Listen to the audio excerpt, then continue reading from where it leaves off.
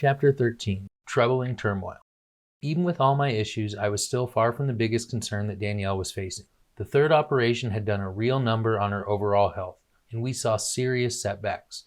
The medical industry was bringing complications from the medications, which destroyed much of the progress we had made. With dwindling support from even the people in her life, it appeared everyone and everything was failing Danielle. The mountain of stressors never seemed to stop piling up. Following the tube removal operation, Danielle's greatest fear manifested. The tube had spent almost 3 weeks dislodged inside of her vagina. Now after surgery, she was faced with the ever-present worry of the possibility of a bacterial infection. Managing that fear was one of my biggest challenges. I was constantly cleaning and making sure that Danielle's space was above and beyond her cleanliness standards. I was constantly washing my hands and using hand sanitizer. I will admit that some of the rest of the house became messy, mostly due to my lack of time. We had looked into a cleaning service, but it was just going to cost over $500 just for the initial cleaning, which did not fit in the budget. I had the energy to maintain the areas we trafficked, while the rest of the house would just have to wait. I was always sweeping up the floor in our room and bathroom to keep the environment spotless. As much energy as I had, I would always use downtime to finish some chores. I would rarely have more than an hour or so to myself, if at all. The time I did have to myself was usually spent reading a comic book. I was never into comics, but this ordeal had inspired me to escape into the colorful fantasy world. I needed a break, and getting lost in several comics was a great release for me. However, Danielle did not view it the same way. My increased reading was becoming a problem with Danielle. She didn't want me to take 1 minute away from her. I couldn't deny her wishes, and this led me to feeling guilty whenever she brought it up. Danielle had become highly resentful and perpetually angry towards me. She knew that she still needed me, but at the same time, my behavior was a constant reminder to her that I could still become unstable at any point. Danielle was constantly testing me, attempting to push my buttons to the point of blowing up. I knew that if I blew up or lost it again, my next stop was on the street. She had shown her capacity to push people out of her life who did not live up to her standards. Me being an unknown variable left her feeling way out of control. Danielle was a control freak in every part of her life. She had always maintained a level of control that even her friends confirmed with me. Danielle could keep hundreds of things straight at a time to manage her house, her business, and her life in ways that few others even show the capacity. Cancer was still the cause of most of the issues that Danielle couldn't control, and she compensated by controlling all other aspects of her life. I realized long before this that Danielle was in a way using me to that end. The control that she lost, she gained in me. I was there to do her bidding and make sure all her needs were met. While she never took advantage of this kindness, it now became a tool to punish and control me. Danielle knew she didn't have the strength to get mad at me, and the few times she did, it was devastating to her health. According to Danielle, I had performed unforgivable behavior, and I agreed with her. I was willing to perform my penance. The result was me punishing myself while also giving Danielle a target to direct her anger. While we were starting a pattern that became very difficult to break. For the longest time, I had avoided the anger and frustration that Danielle felt towards the rest of her world. The service I did for her and the love I provided had protected me from becoming the target of her anger. Thankfully, I wasn't working nearly as much as the holiday season. We were back at a much slower winter season. However, I was still getting more and more stressed with each shift I worked.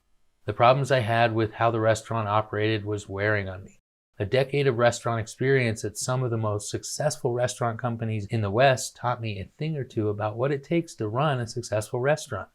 All of this combined to make me very angry and resentful every day I went to work. As much as I tried to leave my work troubles at work, I couldn't deny that they still followed me home. I tried to medicate myself continually into a calm state of mind. I would have to excuse myself for regular breaks to keep myself in balance. My being out of balance had gotten me into this mess in the first place. Not doing what was necessary to keep me sane had taught me a thing or two about self-care. Realizing that I needed mental breaks just as much as physical breaks was a new revelation. The issue I ran into was that my solutions were not always Danielle approved. If I was reading and Danielle didn't want me to, she would make it very known. She would demand that I be present with her in every moment. Even if it wasn't me that was bothering her, I was going to be the one that she took it out on. I tried to prove to her that I could be the person she needed. Small failures and personal setbacks were still hampering my progress, which led Danielle to trust me less and less. This loss of trust was something I wasn't even aware of at the time. Danielle didn't have anyone else to help her except me, and her family still hadn't shown up for more than a couple of days. We also didn't receive any financial assistance from either of our families. I'm assuming because of our benefactor, they didn't feel the need to help financially either. I was personally bothered by this mostly because I had worked my butt almost every day to meet our family's needs. Instead, Danielle would tell me her family would complain that I wasn't doing enough. I knew her family hated me, and because of losing my temper towards them on several occasions, they had reason. My behavior had cemented a perception in their minds, although now this perception was starting to manifest as a reality. Had I known so many people were feeding this perception of me, I would have seriously done something about it. I've noticed the more someone expects me to act a certain way, the more difficult it is for me to act the opposite. It might also explain some of the additional difficulties I had with controlling myself. Danielle needed me under control. The extra stresses meant Danielle needed me more than ever. The tensions were building, and the more anxiety led to more problems throughout the night. Several showers a night became a normal, with 3 to 4 bathroom breaks too. I became accustomed to waking up every couple of hours. If only I could have returned to a comfortable bed, it might have been different. But I was starting to feel the sleep problems that come with sleeping improperly for months. I had become increasingly frustrated with her friend who was paying for treatment. I had several reasons to believe that the friend was using her. Danielle wouldn't believe a word of it and made me feel really bad about it. She had reason to believe I was concerned about the money. The truth is that it did not matter to me as much as her well-being. Danielle did not see my insights with the same intention I had hoped. A comment I made created this perception in Danielle. I will convey a little background before I share this controversial comment. The friend who was supposed to be helping us would always come over and get tarot readings from Danielle, including listening to problems and offering advice like a therapist. In my opinion, Danielle did not have the energy to be of service in that manner. Again, I was the one who would deal with the repercussions. Sadly for Danielle, that meant being up all night in pain, in the shower, and worrying about if she's going to poop before breakfast. Danielle felt obligated to help her friend out because she was helping us. So needless to say, even though the friend was helping us out financially, I also felt she was not helping with the biggest problem, which was Danielle's overall health.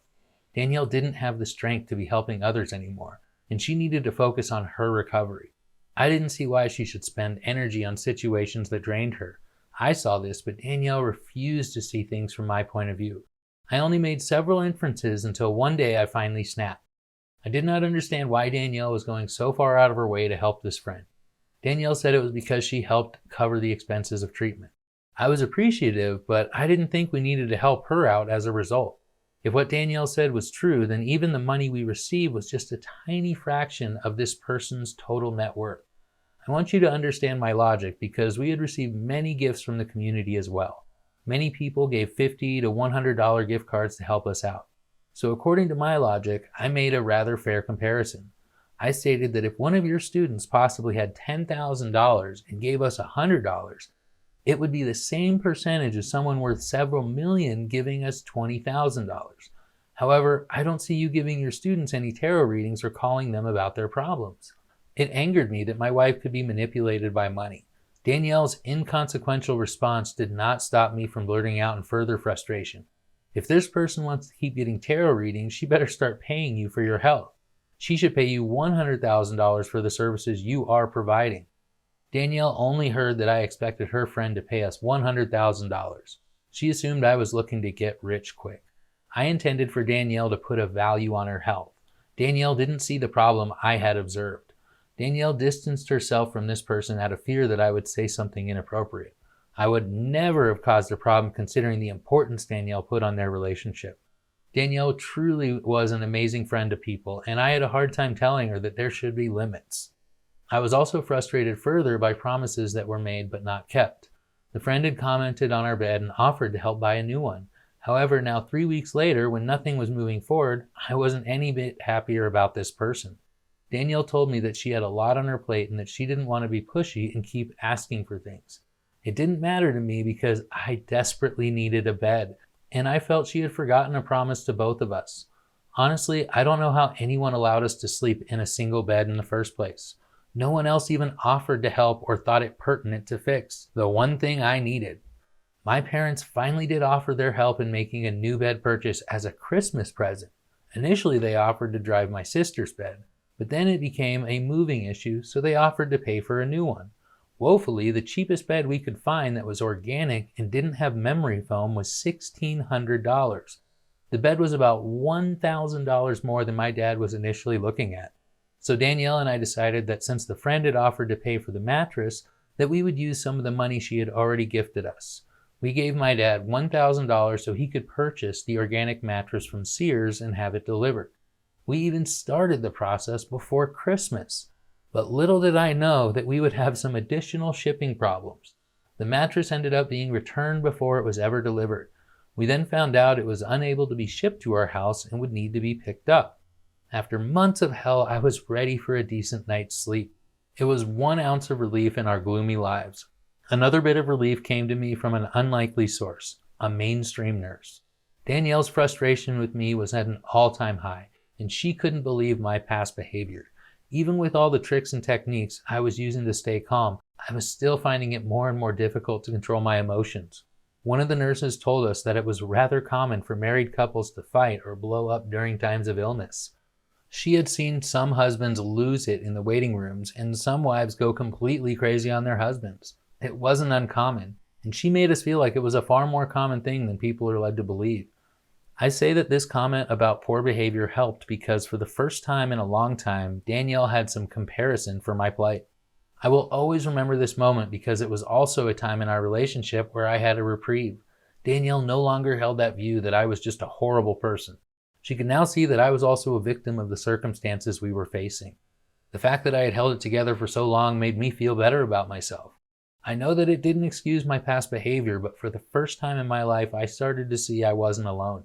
This burden I was carrying was a burden many before me also failed to carry. Now I had to think, if people are less prepared than me, then I can't imagine the hell they might face. I gained new levels of compassion for just how bad I could have let myself get. Danielle and I would often talk about what it takes to be there for someone going through the healing or dying process. Danielle had a lot of experience from the AIDS epidemic in the 80s. She said the stigma and the shame associated with the disease forced many to be abandoned by their friends and family. Most people ill-prepared for the ugly nature of the disease and how horrific death can be. However, Danielle could be there for anyone and truly be there. Showing up and being present was her gift to the world. She found it in herself to be there most of all for those that had been completely abandoned by the world. Every day I tried to live up to her expectations and to be someone she deserves. She would tell me the behavior that people would show and the anger, the blame, the shame, and the guilt. Friends and family would abuse the sick people in such selfish and thoughtless ways. Only now did I fully understand the full spectrum of what causes some of these atrocities to happen. It was becoming obvious to me that as a society, we are truly failing many of the sick and dying. I too was guilty of this, and I knew I had to find a solution. I had to do it because Danielle deserved it. She had earned it, and there wasn't anyone else stepping up to the plate to give her what she needed. I know I wasn't ready for anything that I went through with Danielle. No amount of life experience can truly prepare anyone for the experience we went through. Realizing that others are going through this every day brought more purpose to my life. I know that few people realize how difficult controlling our emotions can be without proper practice. Volunteering more with the sick and dying would have prepared me better. Spending more time helping with aging grandparents would have helped. I still to this day feel bad about not helping the family more with my grandparents, a mistake I will never make again. The abundance of mistakes through this process by myself would not be in vain. I would not allow my emotions to control me. I would show a more proactive approach to maintaining balance. Danielle was not going to make it easy with her expectation for me to fail. I had cracked the dam and she was testing the integrity. Danielle was testing me at every turn to see if I would lose control. She was having a hard enough time keeping it together without me adding to the troubles.